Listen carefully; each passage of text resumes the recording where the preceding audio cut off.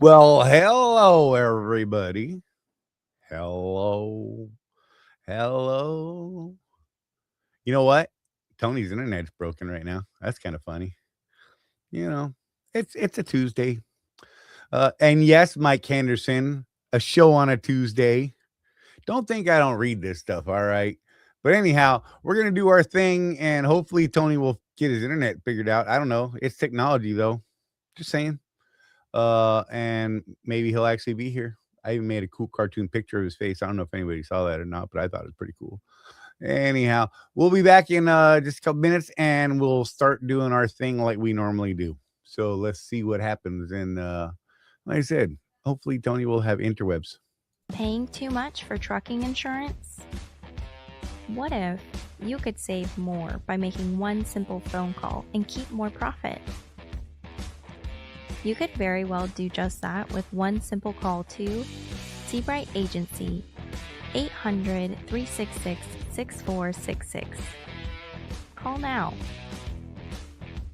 You're either running your business like an owner or like an employee. And if you're stuck in that employee mindset, you're leaving money on the table. Company drivers wait for direction. Business owners create opportunities. Company drivers chase miles and just drive. Business owners chase profits and know their numbers. Want to run a real business? Start tracking your numbers. Know your cost per mile and start saying no to bad loads. Drop "I run a business" in the comments if you're done thinking like an employee. If you want to take this mindset shift further, join the Road Warrior Entrepreneurs community at www.rwedrive.com, where we have profit boosting strategies, coaching calls, and real road warriors winning together.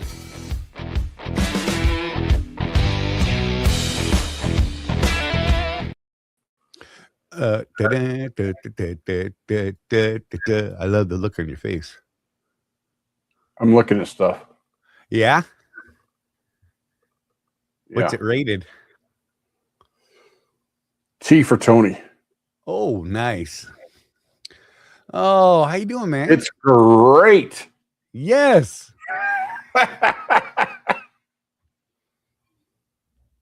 So what's up, man? Oh, it's been a week. Those of you who think Jeff and I talk constantly, I ignored him for a week. Yeah. I ignored everybody. I turned my phone off for a week. Can you believe that? Like did not put it. You know what I did is I put it on do not disturb for a week. Mm. That was kind of hot. Just saying. Oh, low kind of funky. Did you have you noticed the update to Android, the do not disturb button? If you push and hold it, a little menu comes up, and you can set it to how many hours you want it on do not disturb. So when I do it, here, I do my little swipey swipe, and I touch it, and then that menu comes up. Mm. I don't know if you can see it, but yeah. And it says, yeah, until I turn it off, 1 hour or whatever. I found that very useful because I can set it for 8 hours so that if I'm sleeping when the carrier calls me in the morning, right, it'll go off of do not disturb so that it wakes me up. Right. So that's kind of cool. That makes sense. Oh, so Professor Craigio was first. I saw that. Ida, Chucker Tim. Timothy Ransom got hit for 2 hours ago with a level 2 DNT inspection by Alabama's finest. Passed flying colors. Like to hear that. Just saying. That's good. Mike Henderson and his witty sarcasm. It's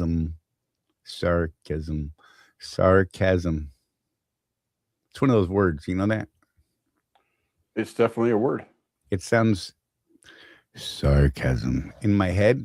So totally different. Anyhow, talking about weird, a show on Tuesday. We try, man. We try. Ready for this heat to be over. Sorry, couldn't read it. Haven't turned my truck off. Ready for this heat to be over. Haven't turned my truck off while sleeping for 2 weeks now. Too hot during the day and too hot at night. Yeah, I can see that. Yeah. So last couple of weeks in the Custom Western Star, Ah, it's been that really annoying temperature at night. 7 minutes and 10 seconds. It's that really annoying temperature at night. Not quite cool enough to just roll down the windows, but not hot enough to where I can fully embrace idling. You know, so I idle because I'm old and I need to sleep. Right. But it causes anxiety because I'm like I'm burning fuel and it's only like what 74 degrees outside. Right. That and I know what my dash is going to say fuel mileage is in the morning, and it just bums me out before it even happens. Yeah. You know, I'm with you, Tim. I'll take the heat over snow and ice any day, for real. Like, look, I just don't like the cold, period, to start with. So I mean, everybody knows that. That's part of my aversion to everything above I-40. And then, the middle of Florida. Well, Cuba had 32 degrees this past winter. So whatever. The world just broken. So I've been seeing things on the socials, Charlie. They got that heat wave going on over in Europe. It got up to like 100 degrees in Paris a couple of weeks ago. Good Lord. Which is just unheard of for them. Right. But in London, it got all the way up to 83 degrees Fahrenheit.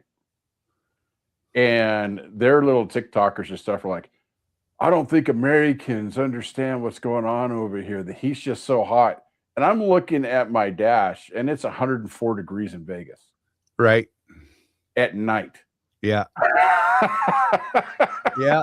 Yep. We have no idea. Come on, man. Yeah. Mike, yes. Okay, I'm going to actually put that up. When I was growing up, Mom called me smartass. Then I got married and found out I was a dumbass. Sarcasm works different once you get married. That is no lie. Like, for real. Like, that is true. That's legit. And sometimes things that you think were witty, we're not. No. Well, I guess it depends on the audience at the time. Because there's still things that I think are hella witty. Mm-hmm. That they make me laugh. And I may get hit for laughing at inappropriate time. Just saying, whatever. Battered. One of the things that I still think is funny to this day is Donna will be like all comfortable in the passenger seat and I'll start doing this. I do that. And she's like, knock it off. And I'm like, what? Wait for Rosie to take a sip off a soda or something. Yep. When she looks at me and I don't do anything, she'll go to take a drink and I'll hit the gas. Yep. I think it's hilarious. I mean, absolutely hilarious. That and come on, buddy, I won't speed off again. She tries to get in. I'm just playing, baby. Come on, get in. Whatever. Automatic door locks are a source of much, much entertainment for me sometimes. Yes. Come on, open the door. Open the door. Yep. We play that game in the big truck, and because she'll go to put her key in the door and she'll unlock it, or first, because normally I unlock it for her, right? Mm-hmm. Depending, usually either side. If I get inside or if I'm on her side of the truck, I'll unlock it from the outside. If I'm on my side, I usually get in first, and then she'll be trying to get in her side, and I'll unlock it. But then I have those days where I let her put the key in the door and unlock it, and then as she's pulling the key out, I lock it. And then she goes, click, click, click, click, click, click. And then sometimes she'll put the key back in and be like, huh.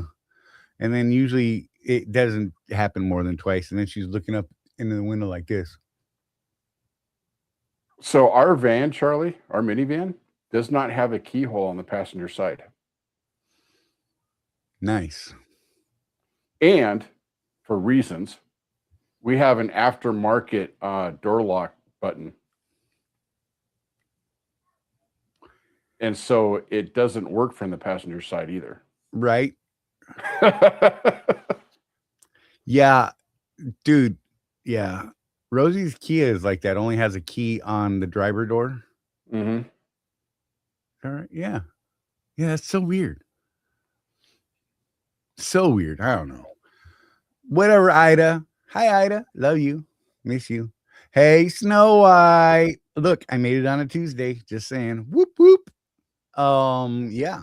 I don't know if Tony's gonna make it or not now. That and if he does make it, we only have him for a limited time. His grandson's last baseball game is today, and so he had to. It's funny is he hadn't made it to a game all season. Last week, grandson hits a home run and says, "Hey, Grandpa, guess what happened? I hit a home run." And he missed it. Yeah. And then at 6 o'clock this morning, he called Grandpa and said, "Hey, Grandpa, just letting you know that today's going to be home run number 2, and it's the last game of the season." Nice. Tony's like, "Yep, I'm going to the game." Even though he had already committed to us 2 weeks ago, just saying, whatever. Oh, thank you, Snow White. I do try. She said she's proud of us. Whoop, whoop. Nice. I just saw something weird. Anyhow, our topic is going to be insurance. Hopefully, when Tony gets here, because I want it to come from his mouth, the stuff that we were talking about and thinking about and all that kind of stuff. Jeff and I can go on and on about it, but everybody's like, "Oh, well, you guys are just big dummies, truck drivers." Yeah. And the like, just saying. But well, one thing I'll say that people may not know, I think we touched on it in another show, but since we're the signatories for the Swift insurance program, we can actually see everything, like when there's claims and stuff, if we want to. And there's been a couple of interesting claims, right, that we have paid attention to over the last couple of years where like weird things happened. And we're like, "Hey, Tony, what's going on with this thing?"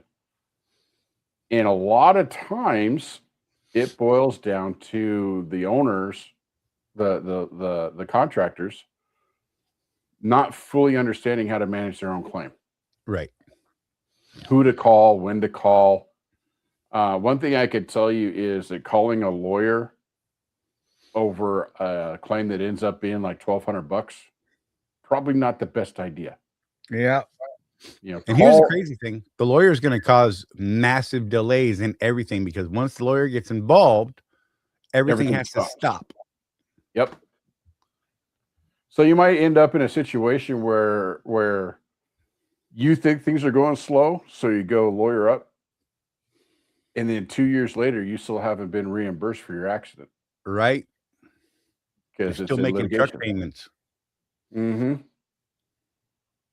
True story right there. So I the main thing I think we really wanted to get across, and again, I hope we get Tony on here to get it from the horse's mouth, if you will. Your first point of contact should be your insurance company. Let them do what they do. Yeah. If you have Seabright, I can tell you that the turnaround on claims is a little faster than what we see with other people. It's not tomorrow, but it's also not 3 months from now. Right. You just gotta. I had a conversation with Tony the other day. I said, "Oh, so this is kind of like why I don't buy houses without a realtor." Right. And he said, "Absolutely," because I'll let the realtor do all the work for me. Exactly. Make sure the contracts are in my favor, or at least not harming me. That sort of thing. That's why you hire a realtor. Same thing with insurance. You hired the insurance company to represent you in the case of an accident. Now, are there times when you want to lawyer up? Sure, there are. But one of the things that we've observed about Seabright, Charlie, is that they'll just tell you, "Yeah, you need a lawyer, bro." We'll do what we can, but you're going to end up needing a lawyer. They'll tell you that. So, and the other thing that we wanted to bring up is that insurance is to make you whole, not to make you rich. Right. Because that's the other thing. You go for that lawsuit lottery, and you're going to be in litigation for years. And in the meanwhile, you still owe money to the bank or the leasing company or whoever. And a lot of times what we're learning is that you don't win those cases like people think they do. Right. What was it we were talking about? The standard on those lawsuits is, depending on the state, at least you could get up to 3 times medical. Right. Well, so if your medical was $500 because all they did was put a Band-Aid on you, It- you're going to sue for $1,500. Now, if I'm an attorney, I'll tell you this: I work on billable hours, right? And if I'm one of those attorneys that works on contingency, I'm not taking a case where I make less than $1 million. Right. I might tell you that I'm taking your case, but you're not even on the back burner, bro. You're like you're still in the refrigerator. Yeah, you may find yourself sitting there with a lawyer who thought he had a big case on you, Mm-hmm. and then decided your case really isn't worth anything, so he's just going to let it drag out for a while. And like we said, that holds your settlements from happening. Mm-hmm. Like they can't pay off the truck, they can't do any of those other things that they're supposed to do, and normally do very quickly. Well, and think about the big cases, like the big one against Swift that we all know about. Right. That was how much money? $100 some odd million or something like that. I don't know, some crazy number. That was in litigation for over a decade. Right. Back and forth, back and forth. There would be a decision, and then it would get appealed, and then there'd be another decision, and that would get appealed. Right. Hey, Matt. And it really wasn't until Knight took over the company, where Knight went in and said, "We're just going to clear the books. What's it going to cost us?" Right. And that's when the lawsuit got settled. Yeah. That wasn't a vehicle lawsuit. That was a contractor dispute thing, right. Misclassification, whatever. But it's similar in time. Lawyers. You know, I guess one thing about accident lawsuits, Charlie, is that a lot of these companies will settle out instead of going to court. Right. Because of the legal fees on their side, they don't want to pay them all. So it's actually cheaper for them to just settle it out. And I think that's what some people think is going to happen. But you know, you and I have talked about how our luck goes all the time, Charlie. Right. We would be that one guy where ABC Transportation says, "Oh no, we're fighting this." Yeah, that's what happened to me in Oklahoma when I got rear-ended in a big truck. I couldn't get them to pay for just the medical bills. Yep. They finally settled and paid the medical bills. That was it. That's all they covered. None of my lost time, none of my lost revenue, none of that stuff. Yep. Mike Henderson said, our house flooded with the dishwasher. It took our insurance company over 8 months to fix our kitchen. We called the lawyer, and she was awesome. She told us it was a bad idea to get legal with it. That's a good lawyer.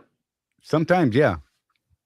I mean, there are absolutely times when you should get legal involved. The difference is, I'm going to say, I would not recommend suing your insurance company. Right. Because that's not what they're there for. I mean, I'm still baffled by just the thought of it. Okay. You know, I want my insurance company to pay for my vehicle. You know, talking about a regular four-wheeler, right? Mm-hmm. I just want them to pay for the vehicle so that I don't owe any more money on it. You know, that's how my comp collision works there, right? Yeah. Maybe I get a couple extra bucks to put a down payment on the next car that we're replacing it with, something like that, you know. In the big truck, I want them to pay off the truck, medical, if that happened, you know, that's why we got the OCAC and that sort of thing. I mean, the basic coverages, the physical damage and the OCAC really, cover your medical bills and cover the cost of the truck. Mm-hmm. So you're not upside down and out of it, still owing, you know, 100 and whatever thousand on your truck that you can't drive. Now, the other guy's insurance, that's what they're for. Right. Especially, you know, when it's that guy's fault and you got medical bills and you got all these lost wages and things like that, that's who you sue. Yeah. But if they don't have insurance, you're kind of SOL because you can't sue your own insurance for that. People try, and then they tie up all the payments and everything for, like we said, could be a couple years. I mean, we've already seen it happen. Yeah. Over silliness. And there are some intricacies in the insurance world that this is really why I want to get Tony in here to talk about uninsured motorists. That's not a coverage we actually have because that goes to an auto liability policy, which we don't carry.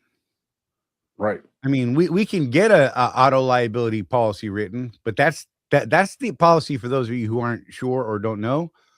That's the policy that's costing some companies $20, $30, $40, $50,000 a year. Right. That's the liability one. Okay. That's the one where we talk about, okay, you want to get your own authority. Let's talk about what that's going to cost you. Right. And that's the one that gets people to say, oh, I think I'll just keep leased onto a carrier. Thank you. Right. Like for me being contracted to Swift, I work under their auto policy. Yep. That covers all the liability crap. My physical damage covers the cost of the truck, and my OCAC covers the cost of any injuries done to me or that I have in the course of my business work.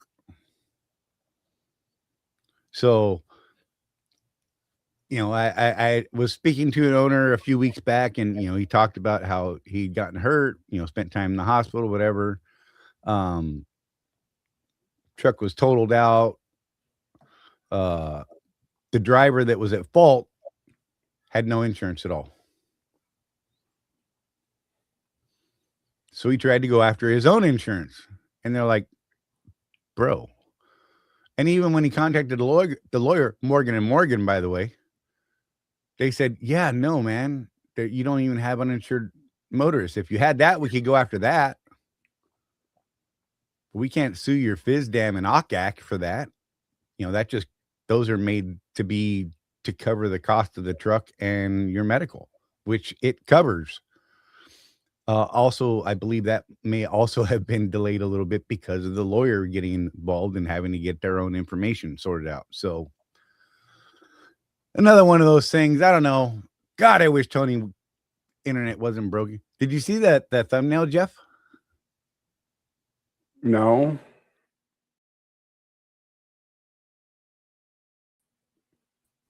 Yeah. I made Tony a cartoon. Nice. I thought it was a good one. I liked it. I was having a hell of a time. You and I are on the wrong sides in that picture. The AI was not helping me at all. Well, it's starting to rebel. What can I tell you? It was like I finally got to swap me and you on opposite sides like we're supposed to be. And then all of a sudden you had a beard. Okay. And you were much thinner. And my beard was actually a full beard. And I look like I did when I was 300 pounds. In fact, probably worse than that.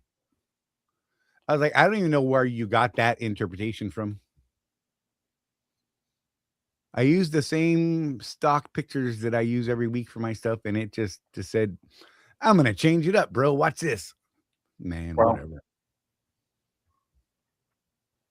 No, uninsured motorist is carried on the auto liability policy from Swift, Tim. Timothy said, wait, we don't have uninsured motorists from Seabright? No. Like I said, that's carried on the auto liability policy, which we don't pay for, we don't purchase, we don't handle as contractors of Swift Transportation, blah, blah, blah, blah. And a lot of people don't pay that on if they're contracted to a carrier.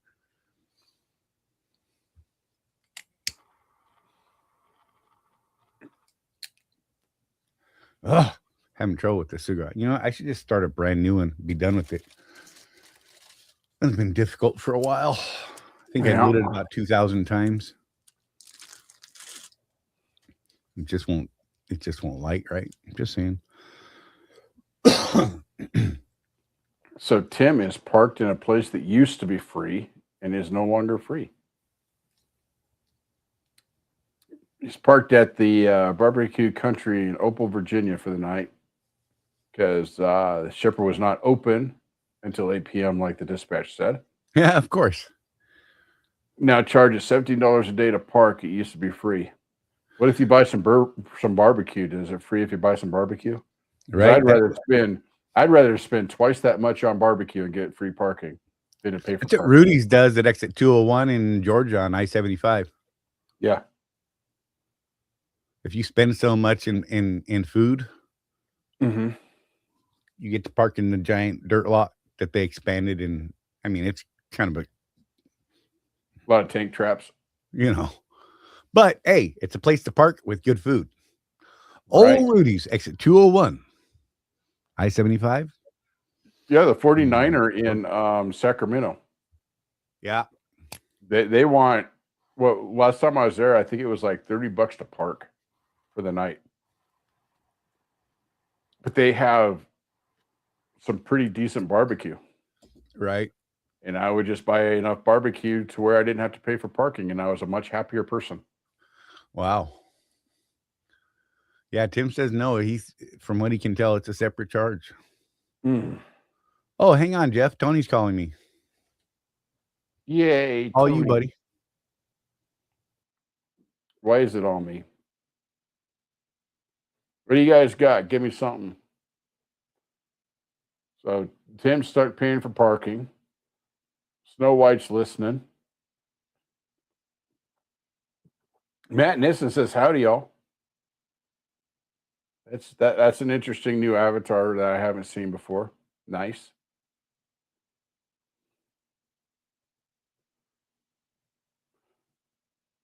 So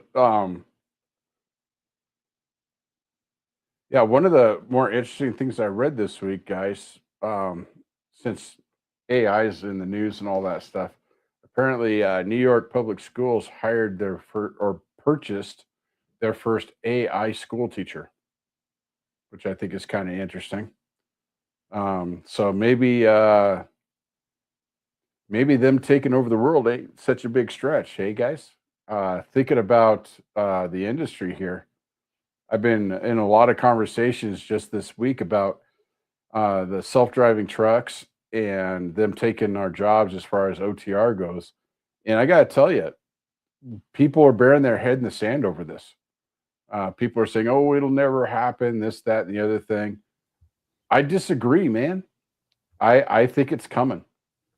And if you're not looking at a pivot right now, especially if you're new to the industry, you guys in your 30s especially, I would not expect this to be a 30, 40-year career.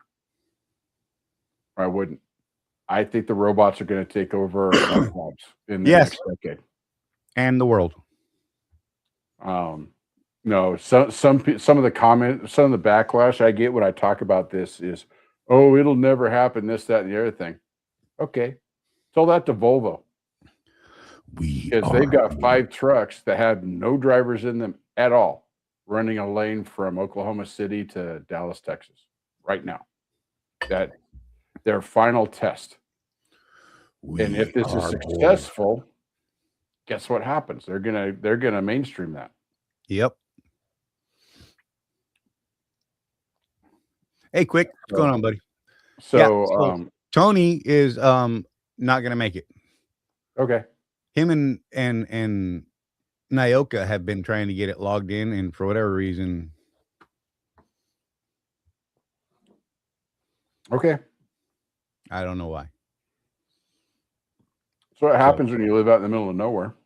Yeah. Well, what's crazy is he's actually connected to the internet. He just can't get, for whatever reason, the link won't work. Maybe the link was weird. Let me see. I can check my email. See if he's at the office, they might have security protocols in place on that internet that keep it from happening, I guess. It's always possible too.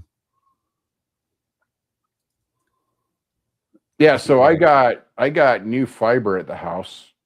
It worked for about 2 days and now it's down. I'm supposed to have 2 gigs up and down, Charlie.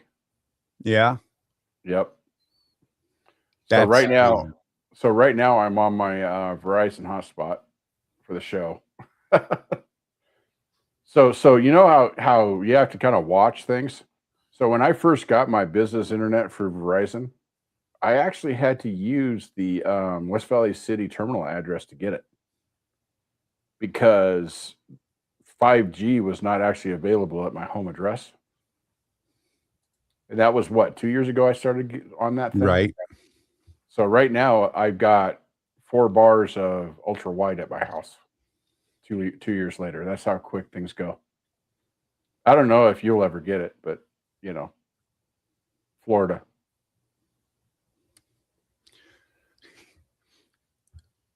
Yeah, Timothy rather. Bummer on Tony not showing up. The bright side is the load board is working a lot better so far this week. Yeah, Is it? so there's been a lot more loads on it. Okay. It's just all junk trying to get out of here, and I mean, I know that that's what it's supposed to be, but man, I mean, exceptional. Like below $1. Like, yeah, close to. So I'm probably just gonna have to eat one of those just to get the hell out of here. You know what I mean? If you could get yourself up into Atlanta where there's a decent lane or something. Yeah, it's just. I mean, even up there, I was there. A lot of the freight I was seeing was definitely under 3. Some of it just barely over 2. So I don't know. But fuel prices are on the rise. 30 cents this week. 33. Yeah. 30, in fact, 0.338 cents, so almost 34 cents. And we're back over $5. It's 513.4 on the national average. And every region went up. The biggest jump was Gulf Coast again. Interesting. Hmm. They jumped 0.396 cents. California average is $6.471. The West Coast minus California is 5.362. And the Pad 5, which is the West Coast and California, is 5.877. But California's average is 6.471. That's gnarly. So that's the high. Is that a record, Charlie? I don't. I mean, so. I haven't ran California in years now, so I don't know. I don't pay attention to it because I don't run it. Right. But that seems awful close to a record to me. Yeah, I'd have to do some research. I used to know answers like that. I used to have the entire trackable data set from when they started tracking till current. It's a great big old table. It's awesome. I should download it again one day. And that's what I could do. I could download it one day and then tell the AI to analyze it and tell me about the ups and downs. And that could be an interesting thing to see the AI do, actually. I just triggered things in my brain. That could be fun. Hey, Chris, what's going on, buddy? Yeah, those cheap rates are reaching into Atlanta this week. Yeah, like for real. Alabama. What was California by itself again? California was 6.471.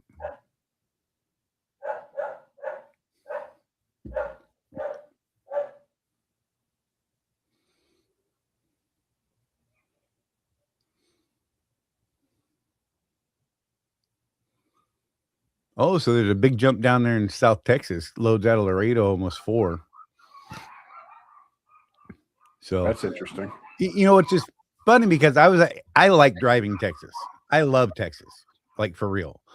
So I was looking at, maybe running over in Texas, and then I was looking at all the intrastate stuff, and the rates weren't great. But I haven't looked this week, or I haven't looked at Texas in a week and a half, and I probably should more often. But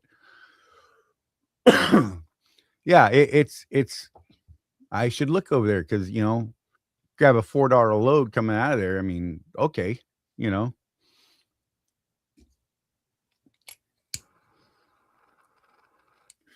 I did see a load coming out of Florida going to Texas that was under $1. Yeah, I don't mind heavy loads either. Okay, so according to Grok, I sent my bot out to look, Charlie. The all-time record for California was $7.56 in April. In April of this year. 7.567. Wow. So at least it's not that. You know, good Lord.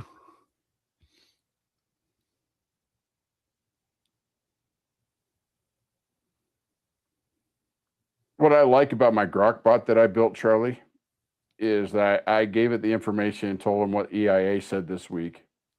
And it didn't just give me EIA data, it gave me AAA data. Right. Another one that I'm not familiar with, CEIC data. It says according to AAA that some of the metro areas exceeded $7.70 to $8 in some spots. Right. Holy crap, holy. Yeah, that's nuts.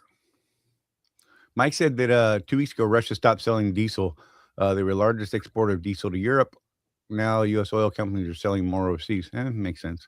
That So and that, the, that supply being changes limited with the Strait and all that crap. So that changes the market. Yeah, if that's the case. Yeah, I'm not a huge fan of Houston either, Tim. I'm not a huge fan of Dallas either. I like being out in the middle of nowhere. Yeah. I just like being out in the middle of nowhere. I love the wide openness. That's where I'm happy. Do that all day and all night long. Yeah, believe it or not, going out of Laredo, I like going through Eagle Pass and all that. Yeah. It's a nice drive. Yeah, that was one of my bread and butters coming out of Laredo. Mm-hmm. They'd run me over to Hendrick Spring in Eagle Pass and run that up to Portland. Heavy, but it's all super low, so there's like no topple factor. I mean, you could corner that thing like a race car. I'm just saying, because you were close to gross, but it was literally all on the floor. Yeah, it was nice. I mean, those things weren't even stacked more than a foot tall. Big old truck springs, man. Those things are awesome. That was like how I got home, like on a regular basis. I'd like, screw it, send me down to Laredo. He was like, hey, Laredo, I can't get free out of there. I'm like, well, and then more people started catching on to it. That was a bummer. Dallas theme is also his ringtone. Oh my gosh. Tim said that. It's his favorite show, Jeff. You triggered him. Triggered.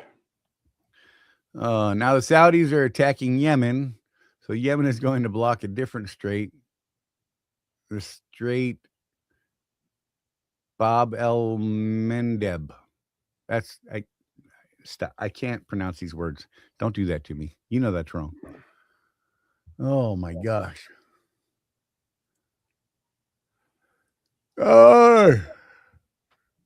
Excuse me. Look, I'm even drinking coffee. Rosie made me coffee because she knew I'd been dragging today. It's been a rough day. I haven't slept right in a couple weeks again. I had one night the other night that was awesome. I went to bed at midnight, didn't wake up till 8. Didn't even know what to do. Of course, after that, I was up like 36 hours. Mike said he's been trying to learn how, as much as he can, about how oil moves.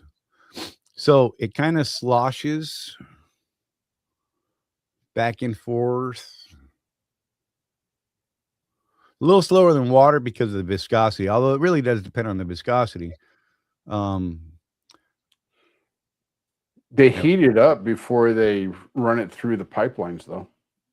I know that. Can you make French fries with it? I don't know. Maybe. Huh. Could be cool. You might become the Toxic Avenger. Maybe that's what you should do, Charlie. Superpowers? Huh. Oh, hey, Tim, by the way. God.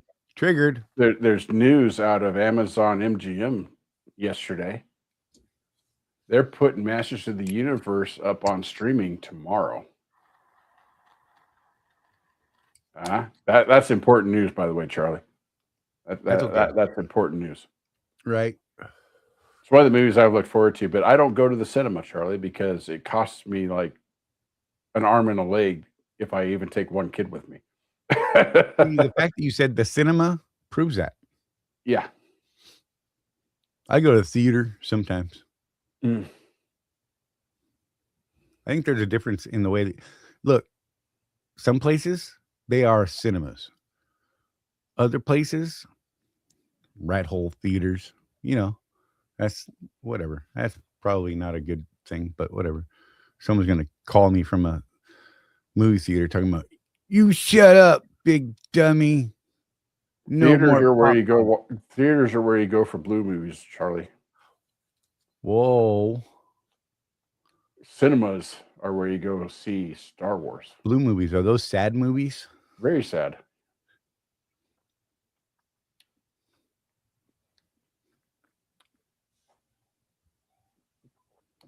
Awkward silence. Crickets. Yeah. Crickets are better than squirrels, though. I don't know. There's lots of squirrels. Squirrels have been, speaking of which, they keep dropping. So we got this, I don't know what kind of tree it is, but it's got like the pine coney looking things, only they're kind of greenish and they're super dense and they have lots of seeds that the squirrels like to pull out of them. And the squirrels bite them off of the trees, pull the little seeds out of them, and then drop these heavy grenade pine cones on my roof. And it's very annoying. I don't like it. You know what a group of squirrels is called, Charlie? Oh, God. A scurry. That's legit. I worked in a building that was painted yellow. It wasn't a theater. It had an arcade. That's what they called it. Just saying. Oh, God. The new season of Star Trek Strange New Worlds premiered July 24. Nice. According to Kim Ransom. Really? I'm looking forward to the Muppets one. Nice. Because Strange New World, they've done a weird episode every season. My favorite so far is the musical one. Love that, by the way. I know a lot of people don't, but I thought it was genius. I thought it was great. Yes, that was awesome. Good Lord, it's hot back here today. Look, it's been like crazy weather, like even for Florida hot. Then the thunderstorms come in and drop 19 inches of rain. And then it cools off for a minute, and then it goes back to steam bath. Yes. Oh my God. We did have like 3 days of way cooler than normal weather because of like a just line storm after storm after storm. I don't know. Yeah. What are you up to, Jeff? Chris said he's missed the first part of the show. Well, he's sitting at the house, dummy. Yeah. I finally hit the 4 million mile mark. Oh, so that's pretty awesome, Mike. That's actually quite an accomplishment. So, I feel like we need sound for that or something. Yeah. I know. Don't you have a clapping thing? Yeah, there you go. Yeah. Oh, wait, no, that's not the right one. My bad.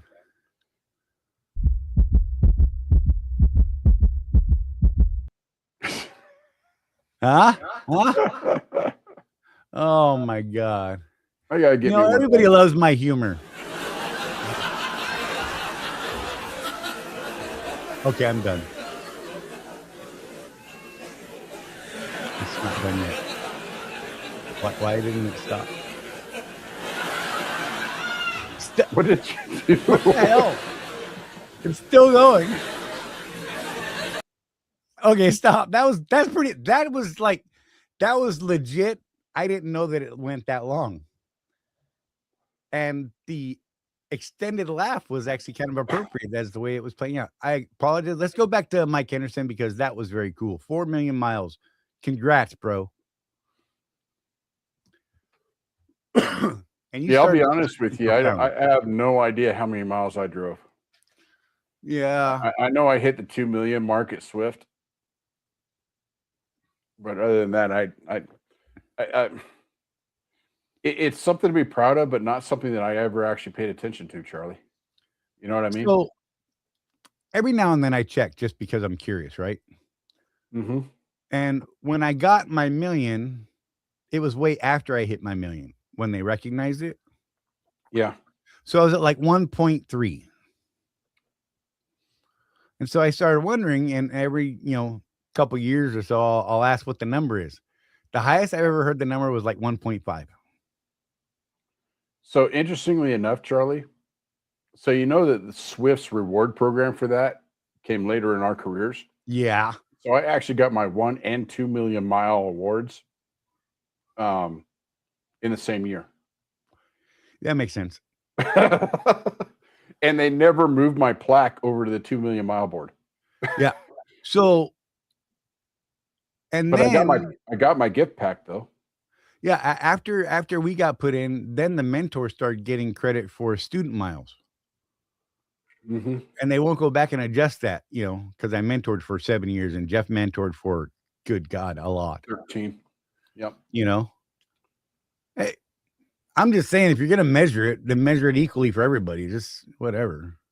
Well, and two, remember, so when I first started, Charlie, to get the awards, you had to have 1 million safe miles, no accidents. And they No changed tickets that, and no accidents. Yeah. which I kind of have mixed feelings about that. If you live through 1 million miles, I guess that's something. But to get the watch and all that stuff, which by the way, the watch is pretty freaking nice. Yeah, it had like a real diamond in it and stuff. Yeah. Maybe that's for the guys with no accidents, no tickets. Right. Or no, they used to give people a ring. Yeah. That's what Swift did way back in the day. It was a diamond ring that you got. Well, remember the belt buckles? Oh, I got yeah. a couple of the belt buckles because you got a diamond in the belt buckle for every year that you were safe. Right. And then I got maybe 5 of those, and then they stopped doing that. I've still got them around here somewhere. I'm not from Texas, though, so I'm not into the big belt buckles. Right. Yeah. Mike's going into Phoenix next month for an interview. He said, exactly. We'll talk for 2 hours and they will post 2 minutes of it. That's exactly what will happen. Yep. But you know what? They'll use a lot of those little clips over the next year or even longer. So, it's kind of neat. Heck, they were still using Craigio's truck with the Mario on the side of it after he turned it in. Right. Hey, man, they're going to use the good footage they get. Let's just be real. I ain't mad. I think it's great. Oh, ding, ding. Yeah. What do you say we do the commercial early a little bit, Jeff? Sure. Only about 10 minutes. And we'll come right back. So you guys, you have 1 minute and 59 seconds, and we will be right back.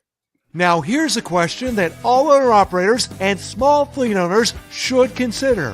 What happens when you access the unrivaled advantages that are available through the ES Advantage program? We asked Jeff and Charlie from Contractors Corner to share their thoughts on how they've been able to utilize the discounts and services that are a part of the ES Advantage. So we started looking for a way to save money on fuel.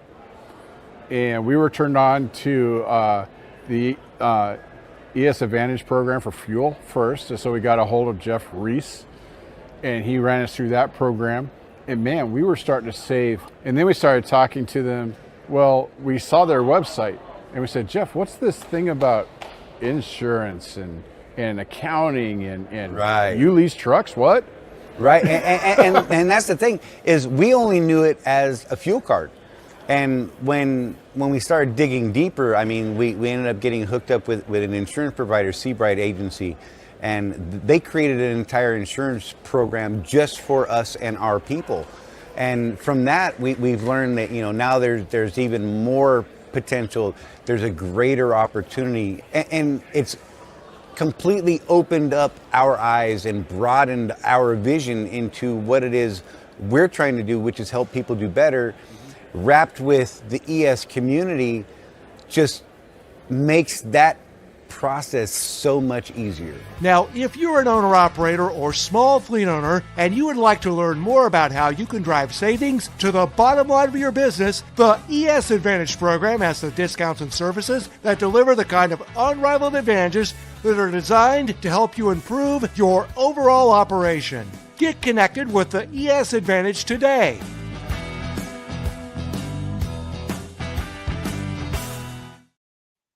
Backs don't care about your feelings. Oh, welcome back, everybody. Do the Swift contractor spec trucks come with electric auxiliary units, or are they all auto start stop? Yeah, only the Volvos have that, as far as I'm aware. Have the auxiliary power electric unit. Yeah. And I don't know if all of them have it or not. I think they do, but I'm not sure. They've still been having issues with those things too. Yeah, like the rest of the truck, it was having all these software things. I was watching a thread in Swift Drivers that it's having a hard time keeping up with the heat when the engine's not on. Look, with the way the heat's been this year, I'm not surprised. Yeah. Because it's been Satan hot in places. Yeah. I mean, we're steady in the 103, 105, 108 heat index in Florida. Miserable because of the humidity. That's what happens. Yeah, we're pretty much in the 90s, and it's different here, Charlie, because I live in the desert, so I'm not dealing with the humidity on top of it. Yeah. Unless there's a thunderstorm. We do get thunderstorms here in the valley. Right. And that's always interesting. You talk about the sauna effect. Yeah. It'll rain really, really hard for about 5 minutes, and then the clouds just go away, and we've got full sun, and it's literally steam rising up off the pavement. It's gnarly, man. Yeah, I actually went out for my walk this morning, Charlie. Oh yeah. And it was pretty nice. It was about 85 when I left the house. So for those of you that haven't been following me on Facebook, I flew home Sunday night, got home at about 1 o'clock in the morning, 2 o'clock in the morning. So yesterday was my recovery day. Right. But yeah, I started off my day today pretty good. Got my walk in, didn't get my reading in because I think I told you I woke up with a headache today. Right. Gnarly. But yeah, getting back in the groove a little bit here. Yeah. So I texted Jeff like an hour before the show. I'm like, bro, I got to go lay down and fix my neck, which is always a bad sign. It's just like, oh God, he's going to be broken, and so my neck is okay right now. I can feel a little weirdness in it. Right. But the reason I actually wanted to do the commercial early was my lower back is screwing with me. Oh. And I typically do the first half of the show standing because it just helps me get through the first hour a little bit better, a little more energy, that kind of thing. Right. But my back struggles sometimes.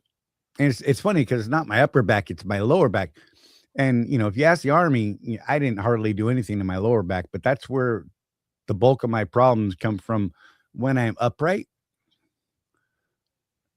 I got all kinds of twists and turns, and it's crazy, man.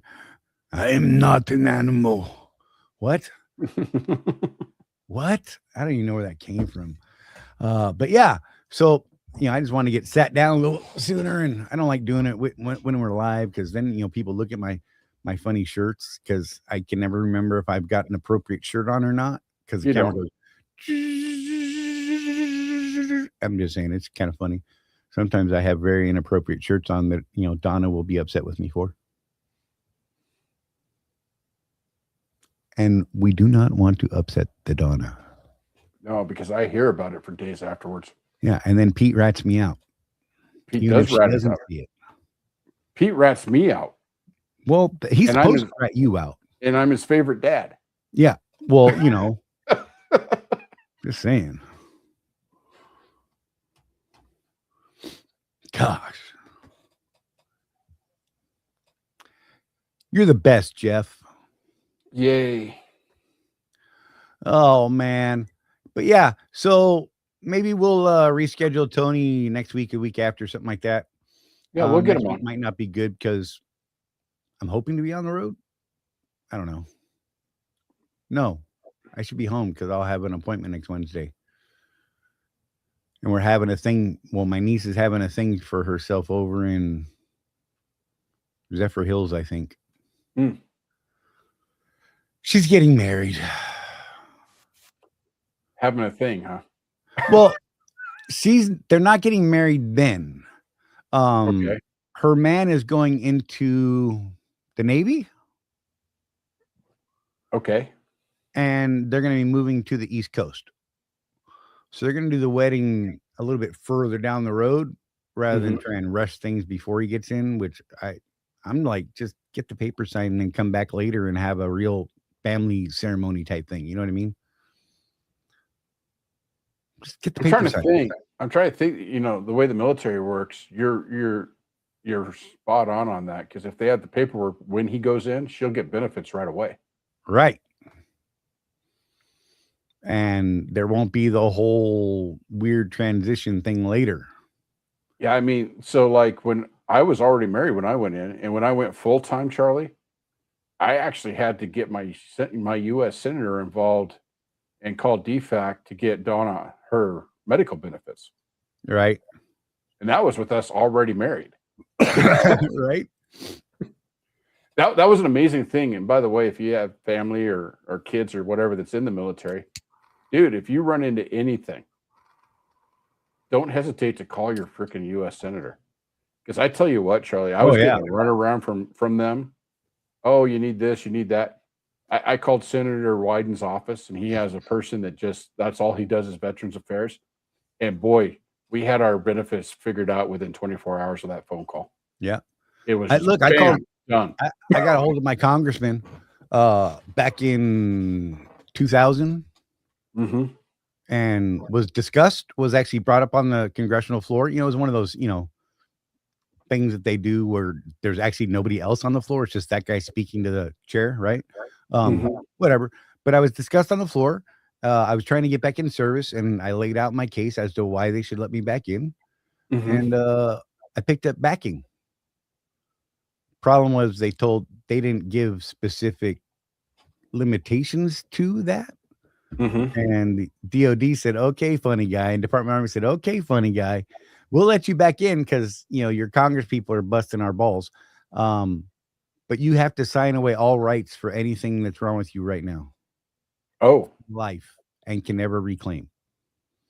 And anything that we tie as being associated to your current injuries that should come up while you're reserving will not be covered by our insurance. You'll have to figure it out. It was dirty, but yeah, they did get a response. And I mean, I was given kind of what I wanted. Just, I had to make a decision at that point. So, what's interesting, Charlie? Fast forward to the War on Terror. So 2002 forward, and they let guys re-enlist, terminal enlistment, that have full prosthetic legs and arms. Right? I knew several of them. And, officially the reason I was put out, why my medical retirement was put through, push-ups. Yeah. Because my wrist doesn't bend. It's all steel and hip bone. It doesn't do this. I could try. It doesn't work. Anyhow, so my only other option was to do them on my knuckles. Yeah, I was going to say, if you're a real soldier, Charlie, you would have just done them on your knuckles. Well, I did, but I had pissed some people off at the time also because I was a bit of a, look, I was on Percocet for a year when I first got hurt, and it was pretty awesome. So I was eating, 2 Percocet every 4 hours for 13 months. And I used to say some really not okay things because I still had to show. Yeah. and I still had to show up to work, and we didn't understand about the TBI and any of that. So now I'm high and broken, right? And people would say, "Hey, private, get over here and do this thing," and I'm like, "Bump you, first sergeant. No, don't do that. He'll never forget it. I'm on drugs. Nothing you can do to me. I will someday." When I was in basic training, I told a first sergeant to shut the hell up once. I didn't know that it was him. But that was an experience, I tell you what. Right. That was when I learned the value of telling on yourself to your first line leader, Right. instead of waiting for the E8 to come down to you. Right. Guess what happened, Charlie, was this. We were in a GP large, warming up, and we were told, be quiet. And people were joking and being loud, and I just screamed, shut the hell up. And all of a sudden, a light comes on right on me. Who the F was that? Right. And it was the first sergeant. Yeah. You come see me tomorrow. So I went to Drill Sergeant Struthers because he was our mother. You always have a mother and a father in your basic training unit. And I said, Drill Sergeant, I think I messed up.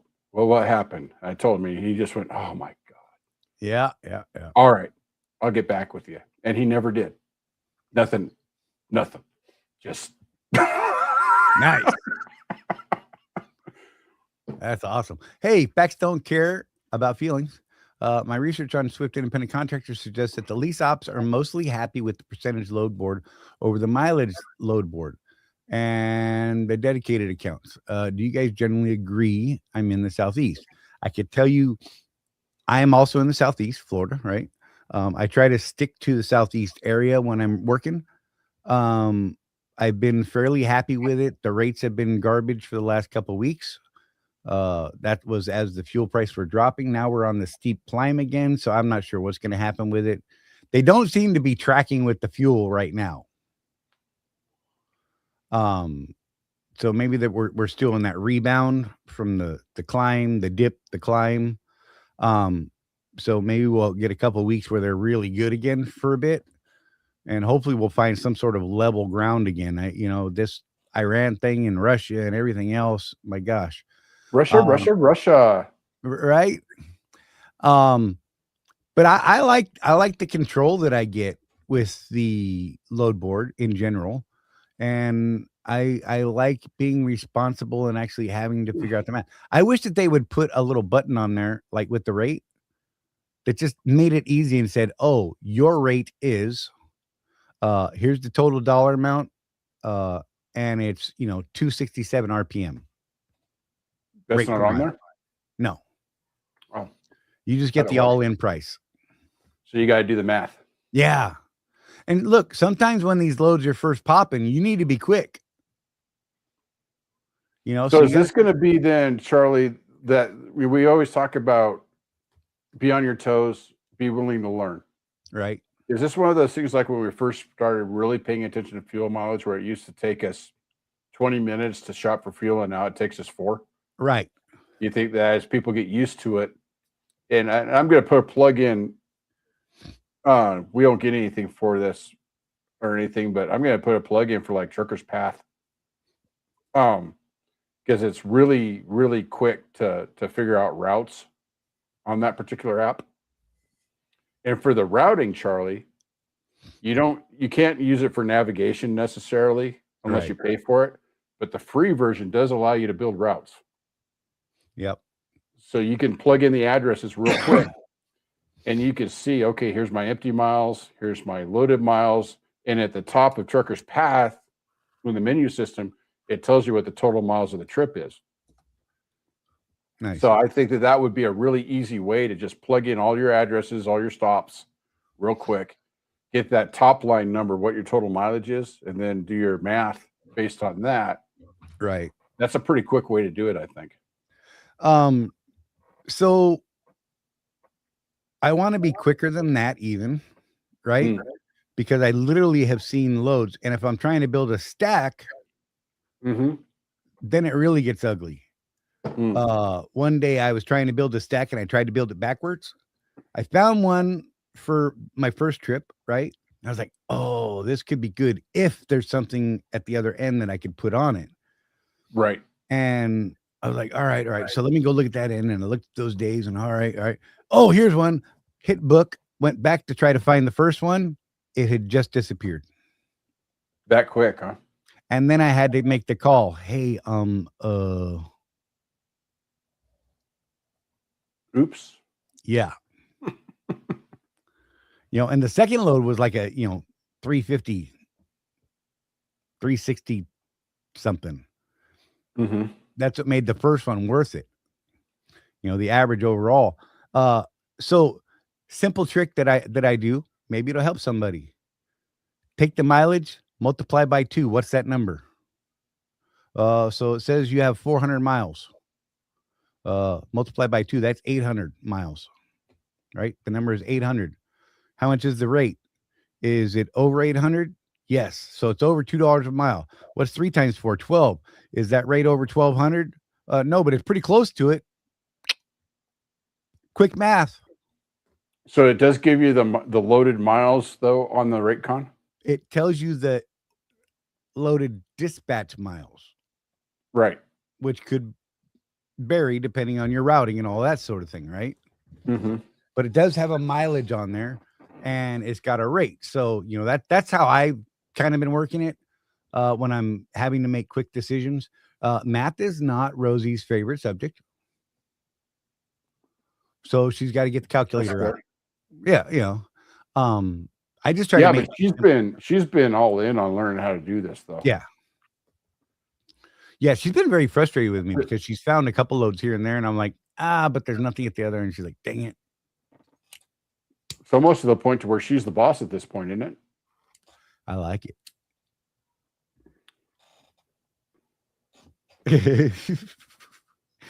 But yeah. So I try to do that as my simple. Is it between $2 and $3? And look, right now there's a lot of loads on there that are not even 2. Right. So if I was running it out, because you really got to think about those. So my operation at Panther, what I would do is I was constantly looking at keeping the all-in rate above $2 a mile. Right. And for the most part, I was able to do that. The exception for me, of course, was getting home to Utah, right, and out of Utah, because that's 1,000 miles out of market for Panther. Right. So I was having to get, C.H. Robbins loads that pay freaking like $1.42. Right. But the amount of time I was spending out on the road, though, Charlie, right, 2-3 months at a time, that was a fairly small inconvenience financially. Right. Because I was in market most of my time. So I think you got to look at that also. You mentioned I'm still dealing with the headache. Sorry about this, guys. You mentioned that rates out of Florida were crap or whatever, yeah. But you said something else. I can't find anything that's close to $3 a mile. Right. So I'm going to push back a little bit on that and say, okay, not close to $3 a mile. How not close? Is it below 2? Is it below 1? Because we've seen 93-cent loads on that load board. And then, if in my way of thinking, Charlie, if you know what the mileage rate would be if you were OTR, right, and you know what the fuel surcharge is, right. So let's just pull a number out of our butt because I don't feel like doing math with a headache. Hey, Rocky, watch me pull. Never mind. Let's say that Swift is paying $1.65 a mile with surcharge right now. Right. Are you willing to take a load that pays $1.75 or $1.80 a mile to get out of that area? And then is that new area going to get you that $3 freight? That's what makes the yes. I'm going to say yes, asterisk. Right. Right. And I think that's the biggest shift in thinking that people need to accomplish when you're going from the over the road mileage contract to the load board contract, is getting used to that. You're not always going to get $3 freight. Right. But you should have the goal of, you set yourself a goal. I want my average to be this. Right. Now I'll take a load that's this to get a load that's this so that my average is this. Right. And this is one of those things, folks, that you have to analyze your business, and we need to talk about what your financial goals are. Because Charlie might say, you know, as a team, so I can do 8,000 miles a week versus a solo that can only do 4,000 miles a week. And that's if everything's perfect, of course. Let's make it a little more realistic. A solo can do about, at Swift, probably about what, 2,600, 2,700 miles a week. So as a team, you can do just over 5,000 miles a week. Yeah. So you can make up a little bit of revenue that way for your overall bottom line. So you might be able to take that load that's 210 and be happy. Right. Because with your extra mileage that you and Rosie can do versus what a solo can do, you're still making more money. Right. So you got to look at the individual operation. Look at that. Jeff is spot on. Yay. You're getting clapping. I'm not going through the buttons again. Love you. Grandchild. So yeah, especially at an operation like Swift's, where this load board thing is so new for you guys, expect a learning curve. Right. Because the few people that we've talked to that say, oh, I was making more on mileage. Well, then you're doing it wrong. Yeah. I mean, that's the answer. You're doing it wrong. Yeah, you're running in the wrong lanes. Pay attention to the rates and lanes. The only loads paying really good are all going to the Northeast. So, Tim, that's legit, because now we're talking about the opposite scenario here. Let's say you're going to take that load to Pennsylvania, right? And that load's going to pay you your $3 a mile. The rates we've seen coming out of Pennsylvania, though, right? Are crap.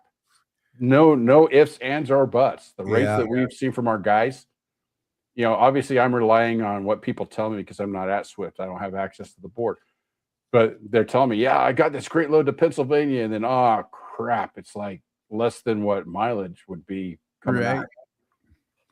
So, yeah. And then there's the frustration of just being, because in my Panther operation, Charlie, I was East Coast. You know, how many times have I called you in the last year saying, God, I'm in DC again? Right. But they were paying me. So this is a valid statement right here. My biggest issue is the amount of time on many of the short loads, less than 300 miles and not delivering until the next day. That is problematic. And that's actually, you know, a determining factor for Rosie and I. Granted, Rosie and I had gone not really pushing the whole team thing when we're out on the board. We were running more along the lines of the super solo stuff, right? Honestly, I did most of the driving, and we just got to hang out together, and I really enjoyed that. But I also don't want to do a 300-mile load and lose, 24 hours, right? Right. It's got to pay our ability. That was what I tried to do at Panther, Charlie. If you remember 2 years ago when I first started there, I was trying to do what they called minis, and that was under 300 miles, and it was a fixed rate of like $5 a mile or $500, and I could usually get a bump for doing them. Right. And I was thinking, well, if I could do 2 of those a day, man, am I making money? But I could never get 2 a day. Right. And so I went back to, no, give me something with legs. So Tim, I'm curious, here's another thing that I think we should talk about, Charlie. It's paying over $8 a mile, but how many miles? Right. Is that 100 miles, 200 miles, 500 miles? What is it? Because is that intrastate? Right. Interstate. So if it's 100 miles, you're making $800 a day because you only get 1, or are you getting 2 of them? So you get $1,600 a day. That's a pretty good living. Right. What's up, Victor? So there's so many more factors when you're working a board like this than if you're on a mileage contract. Right. That's what I'm saying. Yeah, and what do you You're a liar. You're a liar. Come on. dog? She said she wanted to go outside, and then she went outside, and she's like, "Let me back in." Just wanted to be my fart outside. Okay, Rosie's weird. In state, less than 100 miles each, but I picked up another load same day. Okay. Yeah, if they're fillers, that's great. You know, that's what Craig was getting me to focus on, was finding the things in between. That Yeah, was, weren't you gonna like deadhead like hundreds of miles one time, and Craig was like, "Stop, yeah. let's look Well, at the it was like board." 100 miles, but yeah, I didn't have to. It was 170 miles. Instead, I only had to deadhead 100, and I made way more in the quick short load in the middle. Yeah, So yeah, and it didn't get me there. I had plenty of time to do all of it, you know. So yeah, that was the visioning thing that. see, so that's the other thing too. I think that you have to be aware of if you're going to make money, and this is whether you're on mileage or the boards.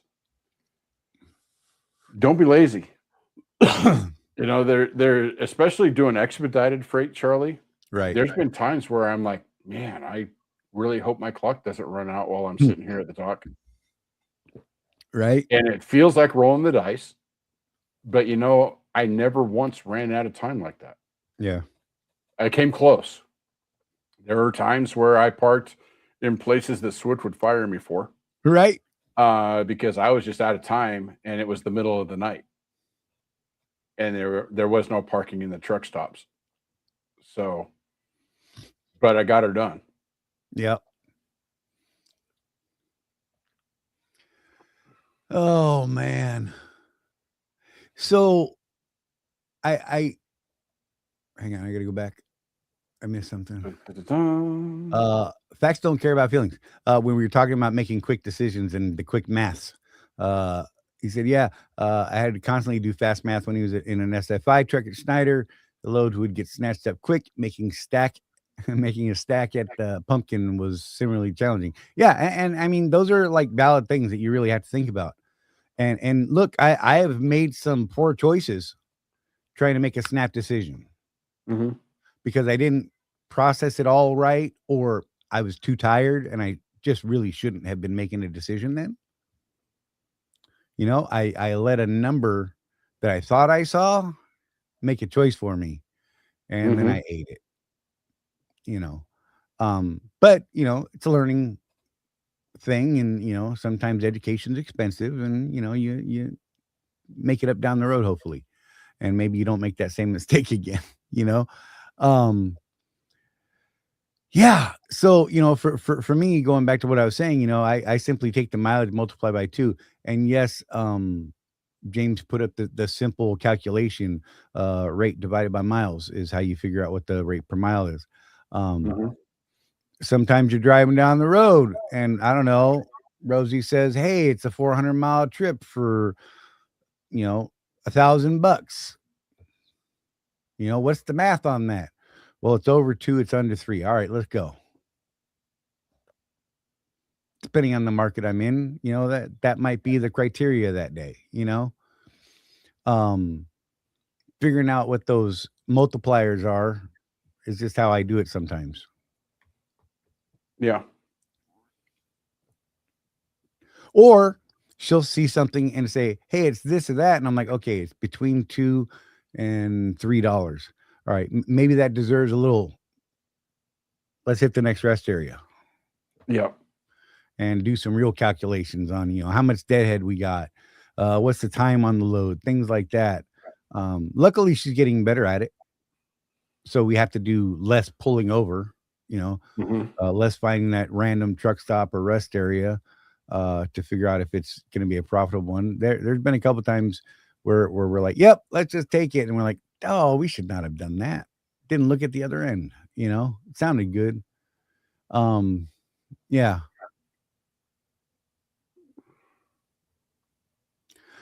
Tim said, that's when DOT hours of service should have exceptions. No driver should be forced to park anywhere unsafe or without bathroom facilities. We're not animals and we shouldn't be treated as such. How about the state funded parking areas just for trucks that don't have any facilities in them at all? That seems crazy to me. That seems messed up. Like, And they all smell like poop and piss. right. Yeah. Yeah, there's I can't remember which states is, Charlie, but there's 3 states that just got federal funding to add truck parking spots within their states. Well, let's see if they do it the right way. Yeah, we'll see. You know, yeah. I'd be happy with a porta potty that's, I don't know, cleaned once a week. How's that? Yeah, I can hover. You know what I mean? And okay, so here's the thing. I don't really care. I can literally be parked in the middle of the desert and I'm happy. Mm-hmm. I know how to dig a hole and squat. Right? Rosie's not necessarily a fan of that. Yep. Just saying. So that's where mine comes in. I'm worried about Rosie having proper facilities, not necessarily myself. But I come from that not old school, but older school, right? Not quite old school, but not new gen, right? I'm not a prima donna. I can pretty much just be wherever. As long as I ain't got the gurgles going on in my belly, I'm usually okay. Yep. The gurgles start happening, and look, well, I've been in those places where I couldn't get anywhere. I had a Costco parking lot one night. That was not pleasant. Mm-hmm. Wouldn't let me in. I could see people. They're like, nope. Oh. Anyhow. Yeah. Yeah, that's no joke, Mike. I'll always remember talking to the Landstar guy. He said, if you come over here, it takes about 3 months to learn the system. If you don't go bankrupt in 3 months, you'll make it. Almost every Landstar guy I've talked to has said the same thing. Yeah. And they tell me it's about building relationships with brokers in the lane that you want to run. Yeah.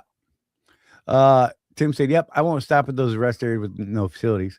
If there's no bathrooms, I don't care if I'm out of hours. Having a bathroom to take care of human needs trumps the laws on the books. I'm not going to say you're wrong, but DOT will. Just saying. Mike Henderson said, Kentucky, Mississippi, Illinois, Wyoming, and Louisiana are getting a share of $62 million. That doesn't seem like a lot. I mean, it's a big number, 62 million, but that doesn't seem like a lot of funds for that kind of projects spread out over 1, 2, 3, 4, 5 states. So Wyoming just put out a press release. The big truck parking area right at the border of Utah is being shut down for the next month because they're redoing it. Wow. And adding spaces. So they're already on it. So that's awesome because those Wyoming ones that they built, pretty nice. But I can't remember. There's no restrooms there, are there? No, there's no restrooms at them, but there's a dumpster. There's plenty of parking. There's a dumpster. Yeah, well, maybe they'll do something about putting in some sort of primitive plumbing. They'll just dig a hole and put something on top of it. Like out in the middle of Colorado in the backwoods, right? Those rest areas. Yeah, they're outhouses. Yeah, you know what I mean? That would be fine. I mean, look, man, just keep our naughty bits out of the cold wind and ice and stuff and from other people seeing it because apparently that's bad. Yeah, I think you have to register if you do that. They charge you for it and oh my gosh, and it's a whole thing. That's why I have a 5-gallon bucket for a situation where I don't have access to a bathroom. Yeah, but the thing is, look, Tim, I get it. We shouldn't have to do that. You know what I mean? Yeah. I mean, I get it. I'll get out behind a bush That's what I got to do. I would get this. You're gonna love this one, Jeff. I was at the pilot when it was new up there by Weed, right, in California, and there was kind of a wildernessy area behind it. So I went for a walk, and all of a sudden I got the gurgles, Oh, I hate that. right? And I'm looking how far the truck stop is, and I remembered that like a couple of their stalls were broken. I'm like, oh my God, this is gonna be not okay, right? So I looked around and I ran into the tree line. And then I found a laying down pine tree, Yep. hung over the backside of that, did my little balancing act. Here's the funny part. Right after that, I found bear poop 2 feet from it. Nice. And I was like, I didn't even think about that part of So it. do you think the bear was asking, does Charlie poop in the woods? Right? Or why is he pooping on my spot? Well, you remember, was it like 6 months ago when I called you and I said, I'm really glad that I had those shower credits at Love's? Right? Most horrible thing ever. Charlie laughed at me for like 2 days after that. Because I'm a good friend. So, Facts Don't Care. Watch a lot of your interviews discussing owner financials. What's your take on continuing leasing versus outright ownership? Pros and cons. So it depends on a couple of factors. The first thing I'm going to ask you is, how long do you anticipate staying in business? Right. Because it needs to be at least 6 years. Because if you pay a tractor off, you want to have enough time without payments to recoup all that money, to have the return on investment. The second thing I would ask is, how disciplined are you with your money? Because you need to be able to hold back enough to do things like replace a transmission, which is about a $20,000 bill right now.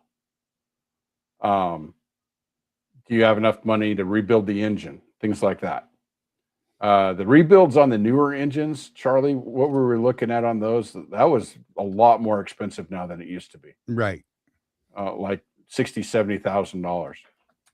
So again, if we get our stubby pencil out and start doing some math, if you're going to be in business for more than about 6 years, you're going to spend over $120,000 over 4 years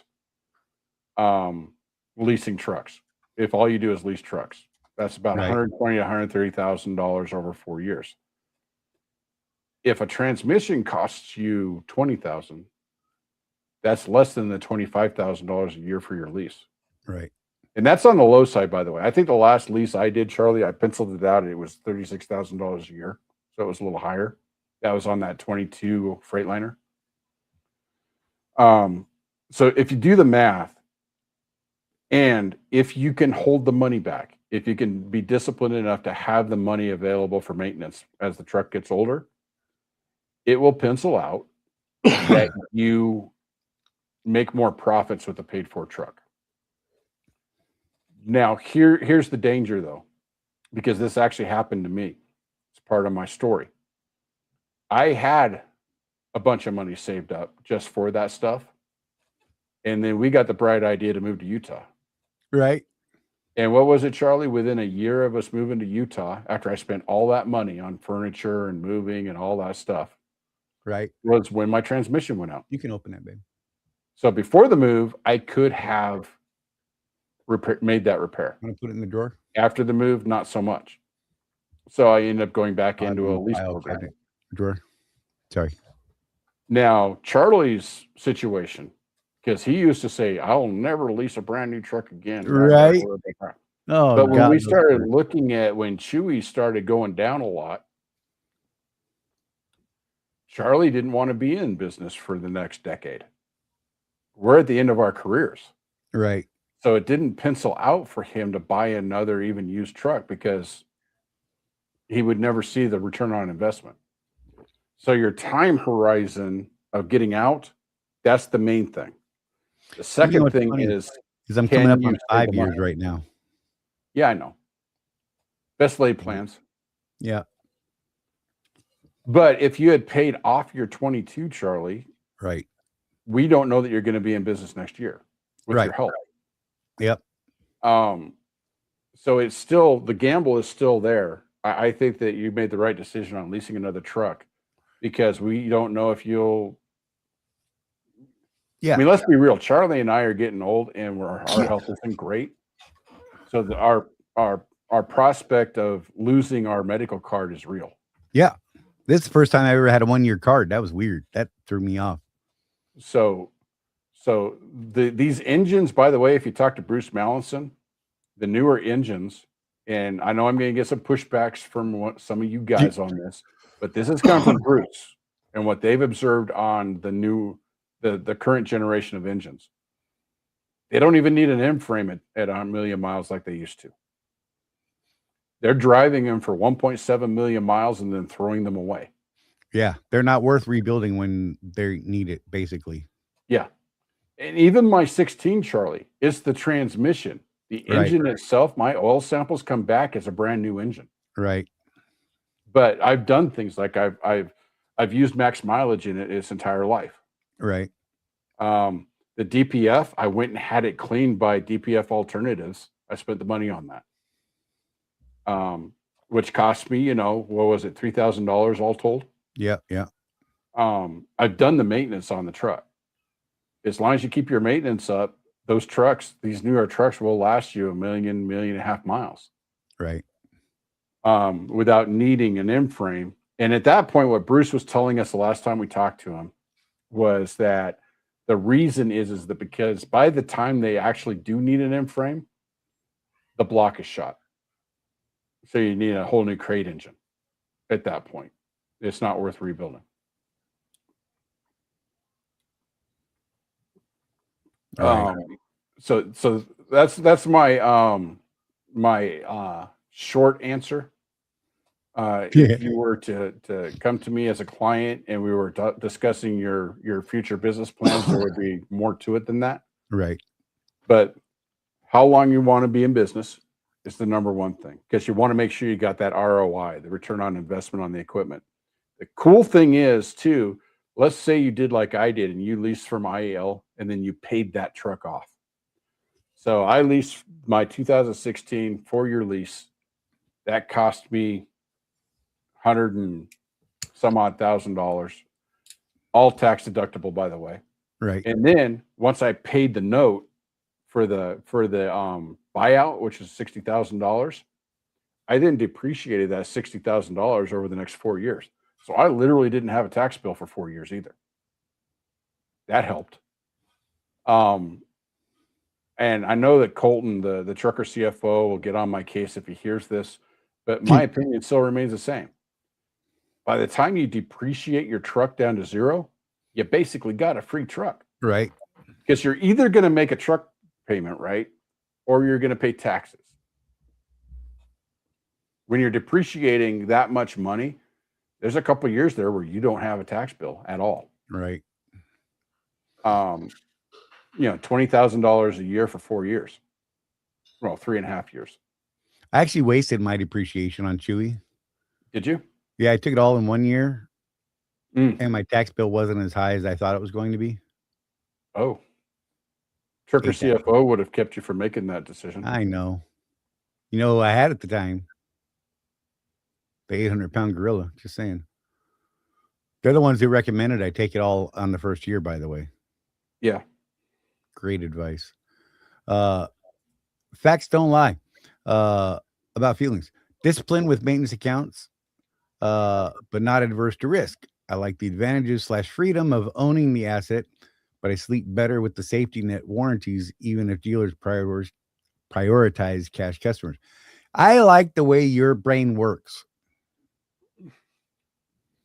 You're looking at many sides of this, and I think that that's important. I think all of it has to, you're really going to have to sit down and prioritize which which is the most important pieces of all of it, right? Mm-hmm. Buying a brand new truck, not guaranteed that it's not going to be a crap heap, right? Right. We've seen plenty of brand new trucks, drive off the lot and break down on the on ramp. Doesn't even have any Yep. fifth wheel grease on it yet, Yep. that were major, major rebuilds and repairs that took a month or 2 months, whatever. Can you take a hit like that? They're not going to pay for your rental. Right. If you already signed a contract with somebody and your truck is down for a month and a half of warranty, let's say you're contracted to a carrier like Swift.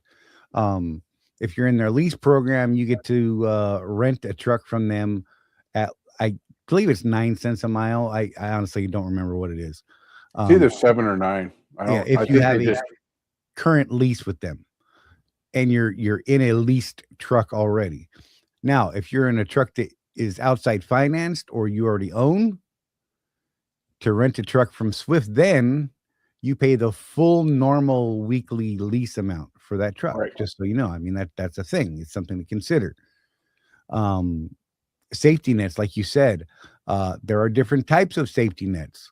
Some are better than others. Some of them have bigger holes. Yeah. I believe warranties are bigger holes. When the motor blows, the warranty is the good thing. Yeah. What are your odds on the motor blowing? Well, it's almost like insurance, right, Charlie? Right. You're placing a bet. IEL is betting that you will never need them to replace an engine. You are betting that you will need to replace an engine. Right. That's where the warranty comes in. And I would say I am in favor of owning trucks outright and having a large maintenance account and stroking checks for stuff. Right. That's my safety net. Yeah. If you think about it, Charlie, there's really no difference between a warranty and having a large maintenance account. Right. Either way, the work gets covered. Yep. One of the things we discussed with you, Charlie, is getting in a brand new truck that's probably most likely going to have zero maintenance issues for 2 years. Right. Which gives you 2 years to build up that maintenance account. Right. Where we've seen the newer trucks start running into that midlife maintenance cycle, which ends up costing you tens of thousands of dollars, is right around the 800,000 mile mark. So you got 800,000 miles to save $25,000, $30,000. Right. And you basically have just self-warranted your truck. Yeah. It's like a health savings account. Yeah. I was going to say it's like how people that are more affluent than us, Charlie, self-insure. Right. They don't pay for full coverage insurance on their cars because they can stroke a check for another car. Yeah. Yeah, it's a thing for sure. Tim's got a valid point, I guess. He says, yeah, I don't like that plan, especially since those trucks they put you in are used company trucks. You want to rent me a truck where I'm paying the equivalent of a lease payment. I want a new one. Sometimes it happens. Sometimes you get. So in 20 years, Charlie, I chose never to rent a truck from IEL. I got a rental one time. Yeah. One time. And wait, you're going to love this. I was operating Chewy at the time. Oh, so you played the whole rental? No, they gave it to me for free because it was when I was going out to do that video for the famous one? Yeah, the one that started the Mr. Swift thing. Yep. Yeah. Oh my gosh. But yeah, so they supplied me with a rental there in Lancaster, and I drove the rest of the way to Phoenix, did the thing, went back, turned it in. My truck was ready, and went on down the road. But that was their convenient thing. You know what I mean? They wanted me there for that live. It was scheduled, blah, blah, blah, all that other kind of stuff, whatever.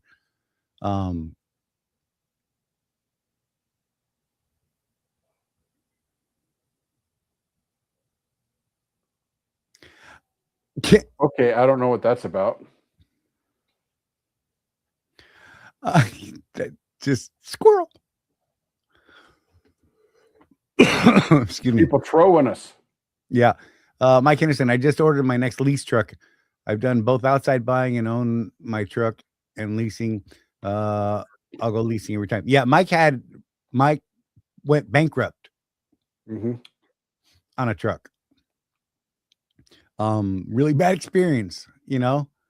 Um, and so we understand why he has that, but I also say, like Jeff said, you know, it really depends on what your goals are, what you know, do you want the ownership? You know, I did. I mean, when Well, I so started leasing, I did. there's another thing too. You know, talking about what your goals are. If you lease a truck from IEL, although it's not impossible to do this, they make it very hard to go to another carrier other than Swift. Right. When you own the truck, you can literally just pick up your toy and go anywhere you want. Right. So, you know, if you want to get a truck through Swift, because there's reasons for leasing a truck.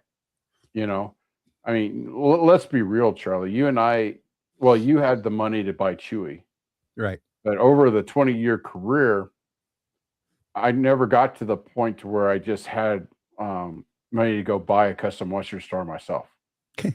Right. Nice. So what do? I lease trucks. Right. Now I have paid trucks off with a leasing program. And once I did that, you and I had this discussion, Charlie. Well, now that I have ownership of the truck, what's my next step? Because you know I've always had this fetish about Landstar, right? You can do stuff like that when you own the truck. Right.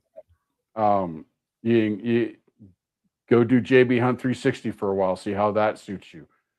If that doesn't Right. work out, try Landstar for a Hey, while. do yourself a favor, buy your own plate.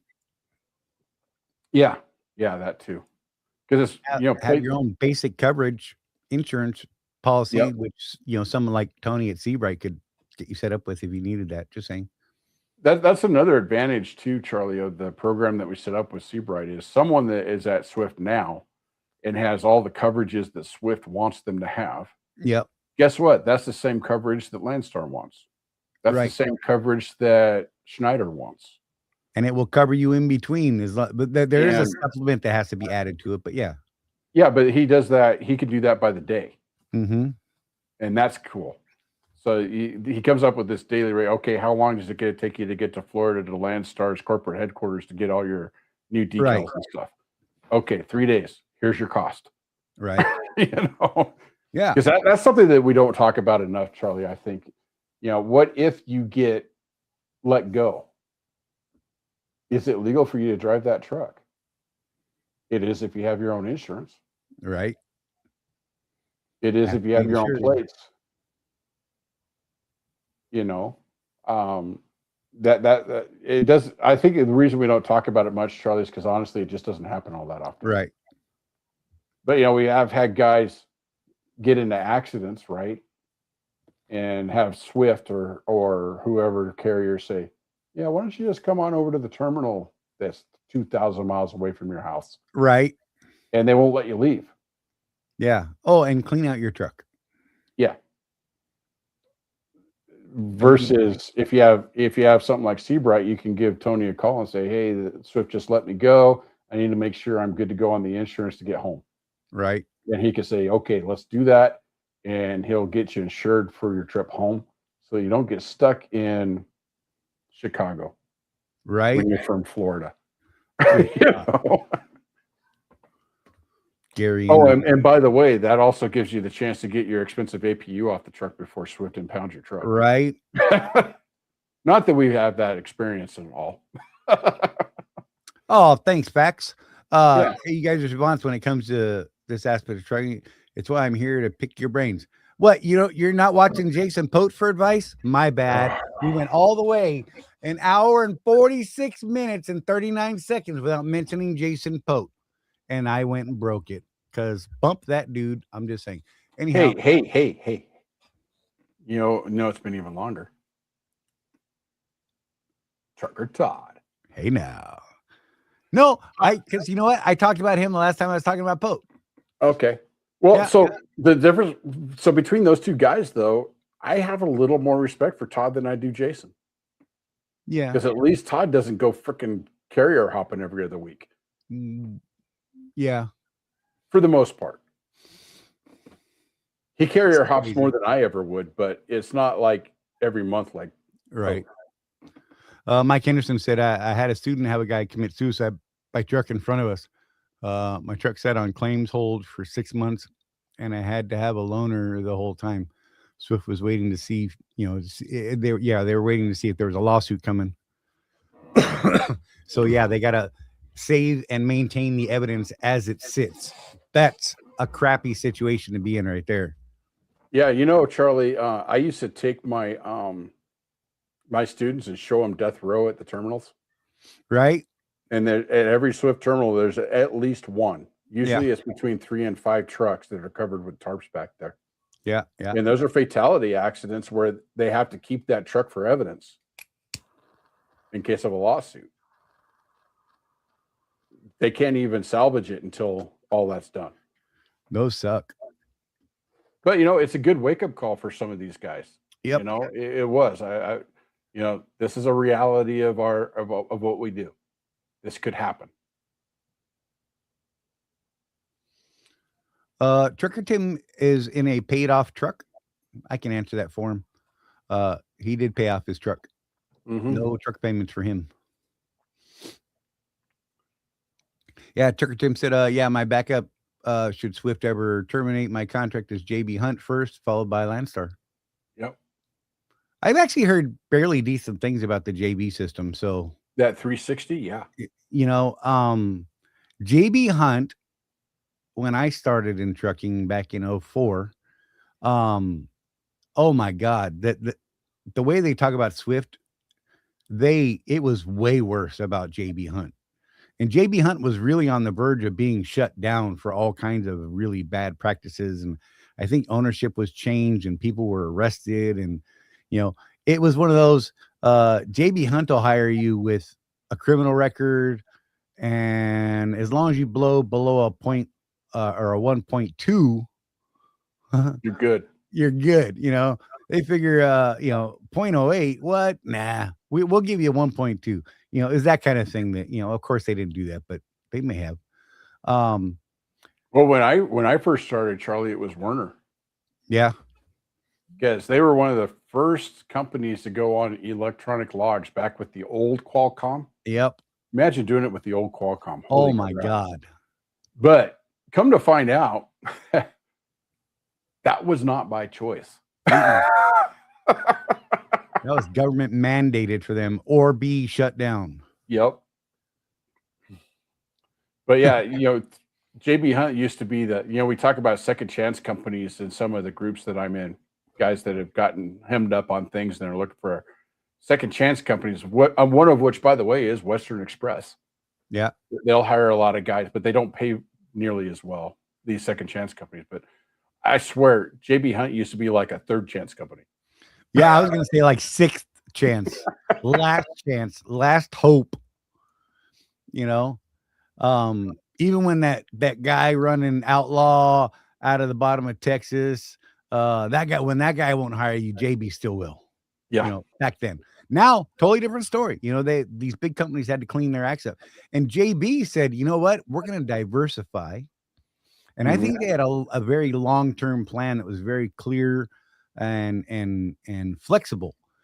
Because what they said was, all right, we need to increase the quality of our drivers. And we're going to take over the intermodal market. We're going to flood it with our intermodal. They dominate that to this day. And logistics, they are literally a complete logistics company for you at this point. So, one of the things I appreciate about their operation is their final mile operation, because it meant that at Swift, I would take a trailer like from Otay Mesa up to the SeaTac area, but I didn't have to deliver it in the SeaTac area. I would drop the trailer at JB Hunt final mile place. Yeah. And JB Hunt would do the local deliveries. Yeah. They'd break down the trailer. Yep. And it helped us as OTR drivers because I wasn't wasting time. I just drop it and then they take care of the rest. Yep. Genius. Yeah. Tim's truck has been paid off for 3 years, not 4. But yeah. So I'm curious, Tim. Are you starting to run into that midlife maintenance cycle that hemmed me up? Because I was about 3 years paid off, and that's when I started running into issues. Well, if you remember, Jeff, a few months back, he was having just a string of breakdowns. Oh, that's right. Because I was telling him just if he can. So that's the other thing. Facts don't care. If you choose to do the ownership route, there's going to be this time where you're going to be like, man, what the hell did I do? Because you're going to have this problem, that problem. It's going to be a water pump this week and pickup tubes in your oil pan the next week. Right. The good news about this, though, is if you can make it through that 6 months to a year of midlife maintenance cycle, right, and get everything paid for, you basically got a brand new truck at that point. Yeah, and the key to that is saving ahead of time. Yeah. Yeah. Because I remember now we were talking to Tim about this. Just if you can make it through this cycle, right, you'll be okay. Yeah. 760,000 miles on his 2020 Cascadia. He said, yeah, Jeff, remember I had that domino effect issues. It was like every time we turn around, Tim's like, all right, I'm getting back on the road after not being on the road for a week. And 2 days later, he's like, son of a cracker, I'm in the shop with a completely different issue. And we're like, oh my God, how long is it going to be down? They don't know. Oh my God. It was just one after another after another. And he got through there. I'm just saying. Oh, look at that. And he paid off his note. Yeah, cool. He had he was lucky enough to get help from Swift. Yeah, Papa Swift's not there for you as much as they used to be. Right. They don't like writing those checks for you. I think, though, that it depends on who you are. Yeah. Because we've seen people recently where we just talked to a guy. I just talked to a dude a couple months ago that Tony wanted me to talk to. I'm like, well, ask for this. And I told him exactly the words to use with Rapid. And he got denied. But it's his first lease. I think that's different than those of us like I leased 4 trucks from Swift from IAL. Right. So it was my 3rd truck that I paid off completely. But by then I had a 15-year reputation with them. Right. A guy that consistently ran miles and made money. Yeah. I think that's a different conversation than someone that, okay, so this is your first lease truck and didn't they tell you this was going to happen? Right. I think that the relationship, we mentioned before that one of the things we don't like about Pote is his carrier hopping. Right. And there's a reason for that. I'm not going to tell you that Swift is like the best mega carrier to be at. Right. Whatever. What I will tell you, though, is whatever carrier you choose to be with, the longer you're with them, the better your relationship with them, the more they will help you in tough times. If you're a carrier hopper, they ain't going to help you worth a crap. Right. I was at Swift for 18 years. And they worked with me on everything. My 2012. So note 2012, Charlie, was the first year with diesel exhaust fluid. Yep. And that truck almost bankrupted me. And I was able to get out of that truck into a new truck early because I just called Juice and I said, dude, this truck is killing me. And by the way, I did find out through a news source that you guys sent a bunch of these 2012s back to Freightliner and told them to try again. How about you give me a break here? Right. And he's like, yep, come to Phoenix. We'll have a new truck for you. Okay. Now, it wasn't that quick of a negotiation. It took 2 days to negotiate that. Right. But still, they were willing to talk to me. And I think that if you're Mr. New Guy, not so much. And having a plan. Right. I handed them a plan. Yeah. Right? This is I my back and forth with Juice was a lot of, look, I've been here for so long. You know, Right. I've been profitable most of my career with you guys. I'm not one of those guys that's asking for a negative balance loan every other month. Right. Um, and you work with them. And I think the longer you're at a carrier, the more they're willing to work with you. Exactly. These people that carrier hop, I don't know how. We were just talking about this the other day. Again, I know Pote banging the drum. We can't figure out how that dude's making enough money to pay his mortgage, because that first year at a new carrier is tough. Right. You know, you talk about successful guys at like Landstar that I've talked to. You know, 3 months, that's a quick turnaround. A lot of them told me have about 6 months of your expenses in the bank, because the way they operate is they built direct relationships with Landstar brokers. Right. They don't even go on the load board anymore. They call their guy Yep. in whatever market they're in, and they have a different guy in each market. And the very most successful dry van guys, because I'm one of those guys, Charlie, I just don't want to work that hard. So I know we got that one member that does the step deck and all that, and good for him. He's making more money than you do in dry van for sure. But that's also a lot more work.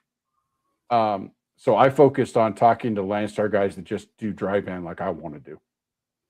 And so the most successful ones are literally home every other week, and they do this circuit. They call their guy in their hometown when it's time to go back out on the road and say, what do you got? Going to whatever market the next guy is at. Right. And over, I think the best one I heard, this guy had built himself a consistent 2-week circuit.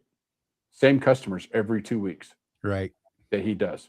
He does his 2-week circuit, gets home, spends 3 days at home, and then does that circuit again. But it took him a couple of years to build that circuit. The other thing too, you know, even talking to Sage, right? It's not that You know. the people that haul his loads are people that he trusts because they've hauled for him in the past, and they get a rate that's higher than some dude off of the DAT board, Right. because he knows he can trust them. Yep. They built a relationship with him. You know, that's one of the things he told us when he was on the show, is that the goal is, when you're running your own authority, is to get off of that load board. Get to the place where you're not going to DAT for loads at all. You're calling a guy. Right. I got a guy. And that's so just allegedly, Pote has no mortgage. He's on 80% military disability. So that's like $2,500 a month for that, tax-free, depending on. And his wife's also on disability, you know, but okay. Just saying. Just saying. How does a former Marine get disability for being mentally deficient? Isn't that an oxymoron? I'm not going to say anything. I actually know what his rating is for, and I'm just not going to discuss it here. Okay. NARC will absolutely tell you why he got a rating, and it's a very crappy reason, if you ask me. But whatever. Some people work the system. Yeah. And I think that guy is working it just like he works every system he possibly can. We are at 2 hours, Jeff. Yay. And so on that note, I think this was a good discussion. We did talk about the insurance stuff. Go back and check that out if you're interested in it. If hopefully we'll be able to reschedule with Tony, and he'll learn how to internet better than NARC. Just saying. We should put NARC and Tony together one day. That would be an interesting matchup. Oh my God. We could not monetize that one, I bet. Anyhow, because one would get the other one going. I had an even better idea. Live. Remember that one meeting we had, Jeff? I'm not Yes. going to name names. Can you imagine that live? Oh, that would be amazing. Fire. We could just sit back and look embarrassed. Right? We'll just pull ourselves off the screen. Just let those two go. Trucker Tim, exactly. Everyone stay safe and God bless, as he says. Jeff, say your thing. Keep that rubber side down, guys. And remember, with no action, there is no traction. So get after it. Look after each other. There's no one out here looking after us but us. So we will hopefully see you next Tuesday. I am hopefully going to be on the road for that. Hopefully Jeff will still be sitting in that beautiful chair that he's sitting in. And we will There might be reasons for that. Right. I'll put out there, those of you that are part of the school group, we have activated that at this point.